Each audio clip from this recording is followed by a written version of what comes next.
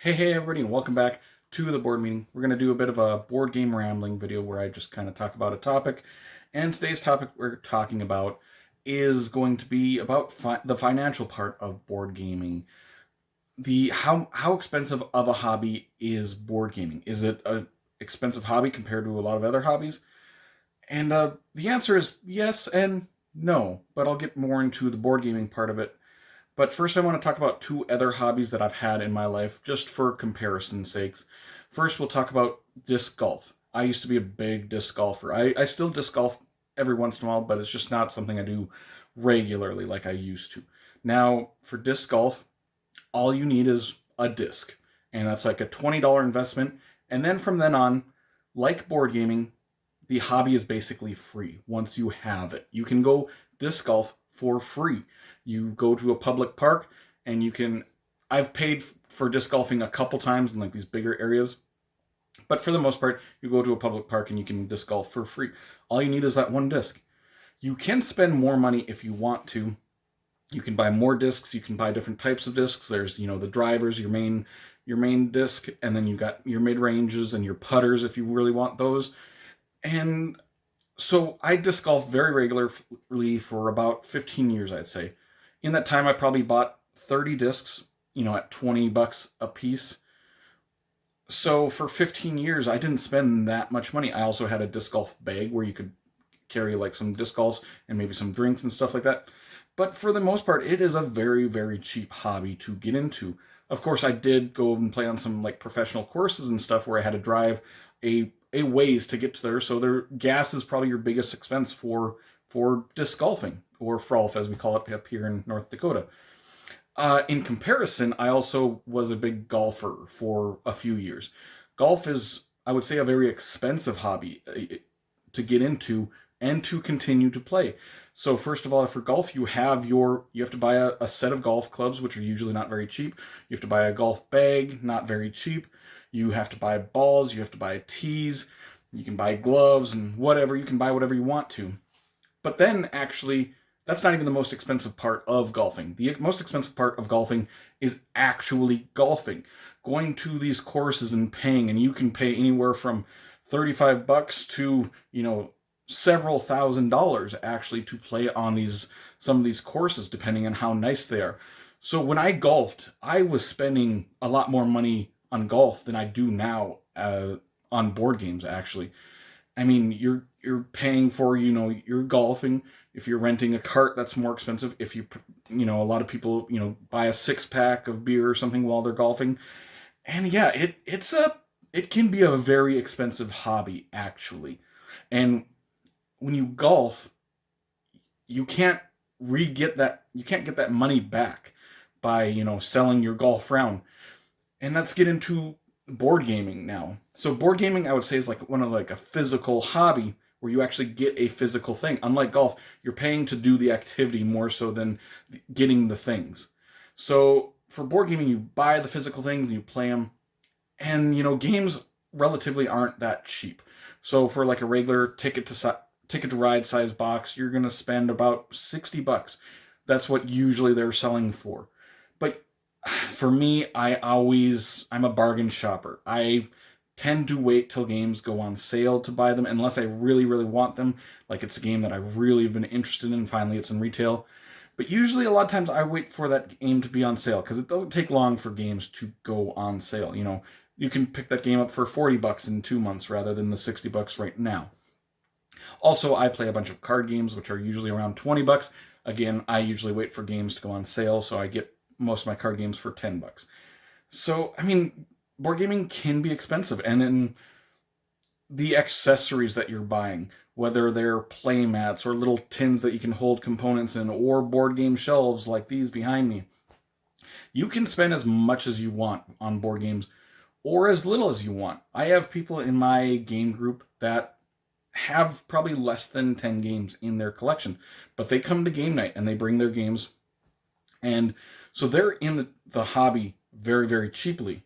I spend a little bit more. I've got a large collection behind me, but also, these are physical things. I can now, if I play a game and I play it several times, and either I'm kind of done with it, or it just wasn't jiving with me. I can now sell that game to someone. You're not going to get all of your money back most of the time, unless the game goes up in price for some reason or another. But you can sell the game and recoup some of your money. Like, unlike in, golf, you can't get your money back for doing the activity. You can sell your golf clubs, but you can't sell all those rounds of golf that you played. Also, what I have done a lot of times is I'm just trading board games. I'll trade this game for that game. Like, hey, you send me these 3 games, I'll send you these 3 games. So you basically get 3 new games for basically the price of shipping to another person, or, just meeting them somewhere, whatever you want to do. And so, board gaming can be expensive, but it can be relatively cheap. And you have to decide for yourself how much money you want to spend on board gaming. You obviously don't want to put yourself in financial trouble just because of board games. Also, like me, myself, like a couple times where money got a little bit tight, I'm like, okay, I have no board games for the next couple months. And, then once everything's calmed down, they're like, okay, well, this game's looking interesting. I'll go get that game. So you have to decide. Also, Kickstarter. I have been backing less and less games on Kickstarter because to me it's just not worth it a lot of times. I mean, I've backed well over 100 games on Kickstarter over the last several years. And I think I look back at last year. Last year was the least amount I'd backed on Kickstarter. I backed like 8 games on Kickstarter, comparatively to like usually 20, 25 games on Kickstarter. Now it's like, do I really need this game, or can I just wait for retail and not have to worry about the Kickstarter aspect of it? Because when you back a game on Kickstarter, you're like, okay, this game is supposed to deliver next year in March. And then, March comes and goes and it's still not here. And you're like, where is it? Where is it? And then, a couple months after that, and then all of a sudden that game's at retail stores. You're like, well, I could buy it right now, but it's coming in Kickstarter sometime in the mail.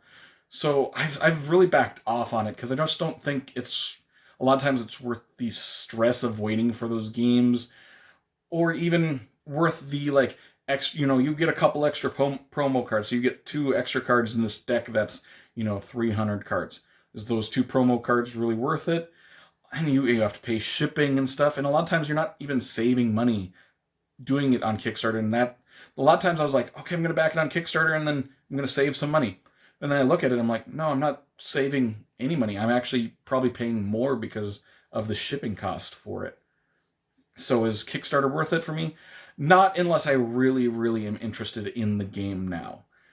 And I would say I'm not a very good judge of character when it comes to Kickstarter games, because out of all the games that I've backed on Kickstarter, I would say probably about 10 of those were games that I was like, okay, these are good games. These are games that are going to stay in my collection. A lot of the other ones, it's like, I bought it on Kickstarter, it showed up, I played it a few times, I'm like, yeah, it's okay. It didn't reach the expectations that I was hoping for. So Kickstarter has been kind of a hit or miss, but apparently I'm just bad.